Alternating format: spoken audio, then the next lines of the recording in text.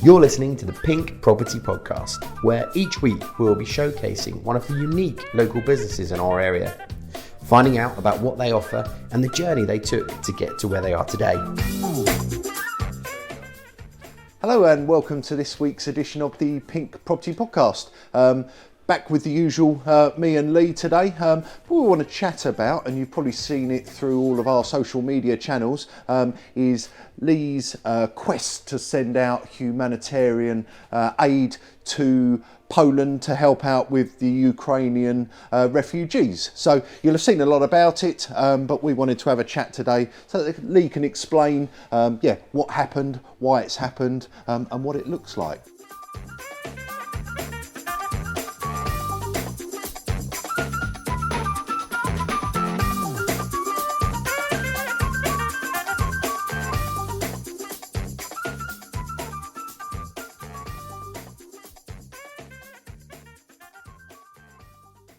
So it started off, we're sitting down, normal Monday morning meeting. Lee walks in and says, "Oh, just to let you know, David, I won't be here this weekend. I'm going to Poland." Didn't really explain much else, and then we went into it. So what happened, Lee? What happened over that weekend before the Monday morning that made you decide this is what we're doing? Yeah, so from my side, nothing really happened over the weekend. It all came on the Monday morning. So Monday morning, 7:30, my sort of little school dad's chat with 6 blokes in it lit up with a sort of cry for help, really, from one of the parents, to say that his wife Justina, who is Polish, from a small village in Poland, had heard from her brother and sister-in-law over the weekend, and they were getting floods and floods of Ukrainian refugees into the town. At that time, it was about 200 a day coming into the town. Wow. And they were just crying out for help in terms of having to try and feed the people that were coming in.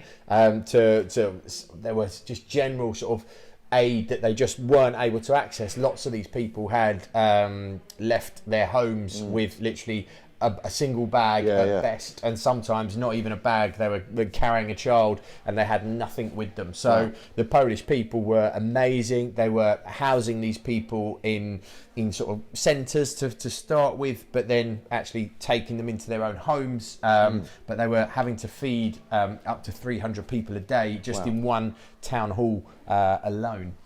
Wow. So yeah, the cry was, "Help. Lads, we need to try and do something. We want to do something. Will you help?" Really. So, cool. I said yes. Yeah, absolutely. So next stages. So Monday morning, you decided this is the plan. What happens that week? What then happened? So it moved very fast on Monday morning.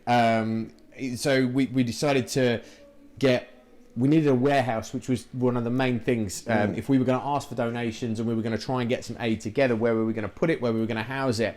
So that the hunt was on, really, for some warehouse space. I reached out to a couple of clients that we knew and some commercial contact friends to see whether we could get hold of a warehouse space. Yeah. One of the big challenges at the time was that, and the commercial agent said to me, "Lee, lots of these warehouses are owned by pension funds and institutional investors, and getting a quick decision out of them is really hard." So we had to try and look for empty units that were about to come to market that were owned privately. And he came back to me with a single name. Thankfully, it was a client that we already knew, and we were able to reach out directly, and we secured this 2,000 square foot empty warehouse before it was getting prepared to be relet. So the family kindly gifted us the space for the 2 weeks that we required to start getting donations. Excellent. Yeah, and then obviously donations start arriving. So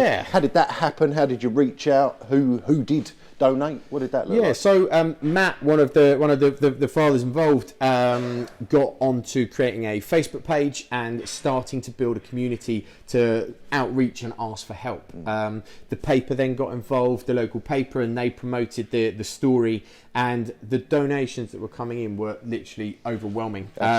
They created an Amazon wish list of the items that were really required, and it was quite unique, with having just Christina, as part of the team, she had a direct link into Poland, so Yeah, we of were course. getting direct feedback as to what was missing and what was really required Brilliant. on the ground. So we were able to adjust and amend that Amazon wish list as the week went on, to make sure that we were getting deliveries of stuff that was actually needed. So people were super generous. I think we've calculated so far that there's probably about £50,000 worth of Wow. products ordered from the Amazon wish list alone, let alone stuff that people have sourced drop it elsewhere in. and brought to the warehouse. Fantastic. So we obviously saw the update of what was going on and packing and parcelling up and all the help from your friends that did that, which was great.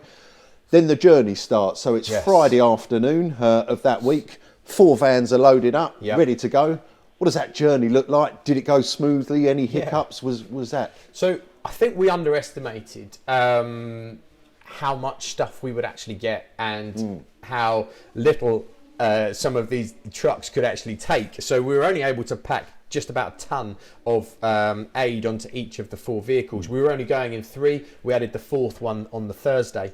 So we had 4 trucks effectively to take 4, maybe towards 5 tons of aid, but we just had loads of stuff left. So we took what we could. We tried to prioritise what we took a nice mix of stuff. And yeah, we set off from the warehouse here at about 4 o'clock on the Friday and drove to Harwich. Really smooth, Cool. absolutely fine there. We got there nice and early and we were ready for the overnight ferry from Harwich to the Hook of Holland. And then early morning the next day, about 7:30, we disembarked and we started our journey through Holland, into Germany and then into Poland. The trip itself was pretty smooth, to be honest. Cool. Lots of fuel, heavy Yeah. trucks. We went through a couple of fuel stops on the way down, and customs were really nice to us as well. So customs were quite quick. They didn't really get too involved in what we were carrying. They could see that it was the humanitarian aid, and we weren't the only people that were doing it as well. So Yeah. I think they were a little bit familiar with what was happening, and they let us through pretty swiftly, to be honest. We had a little delay at the Polish border because we thought we might have to get some particular customs information, but it turns out once they'd inspected the cargo, we didn't need that, and we were able to push through to the town of Gorsów, and we got there at about 9 o'clock in the evening. So then we got to Gorsów. We got there about 9 in the evening, as I said, to this huge Tesco warehouse, and it was massive and half empty for some reason.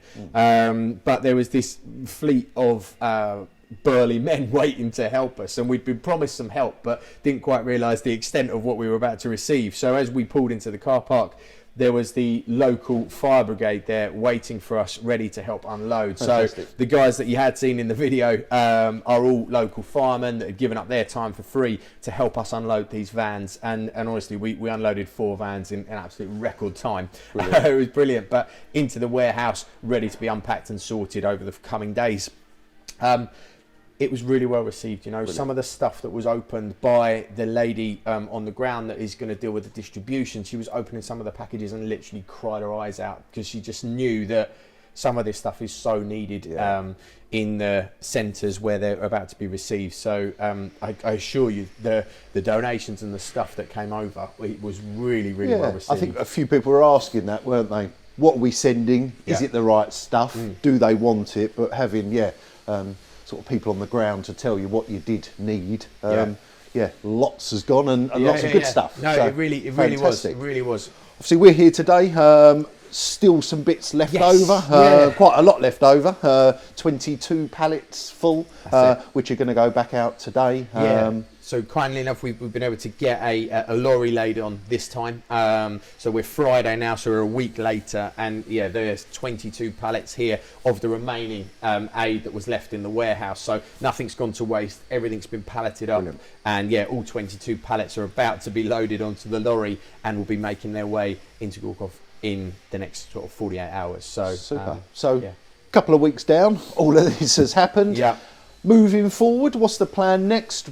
What else is needed? What else can customers and viewers do to help moving forward now? One of the things that we got asked a lot as we were preparing for the trip, and obviously whilst on the trip, was people that were offering their spare rooms, homes, annexes, space for Ukrainian families that are having to flee the Ukraine and looking for a place to live for probably 6, maybe 12 months or more. And so obviously in line with the government scheme that's out now around the refugee housing, we've created a subgroup off of our Facebook page to allow local families to basically present themselves as an option for people if they did want to come to the UK, and we're going to promote that page in these centres in Poland so that Ukrainian families can do the same and reach out on the other side. So people are starting to use the group already, putting pictures up of their house, the rooms that are available, pictures of the family, any pets, just so that Ukrainian people can sort of do the same and hopefully kind of find a match, because that seems to be a bit of a blocker at the moment. You actually need to almost have a connection before you apply to bring them over. So we've tried to create this group to see if we can help fix those gaps really, and we will continue to look at other ways in which we can help. So we'll put the link to the Facebook page in the show notes, and there we will keep updated as to what comes next and how else we might be able to help if you wanted to. Fantastic. Well, thanks for your time today, Lee. That was great to understand, what's happened over the last 2 weeks, and obviously, what can happen moving forward. So thank you again for your time. Thanks for watching this week's episode. Hopefully you found that really interesting, and fantastic. Well done to Lee and his friends. That was a mega effort. So congratulations. And we'll look forward to seeing you next week. Thanks a lot. If you and your business would like to feature in an upcoming episode on our Meet the High Street season, we'd love to hear from you. Please get in contact.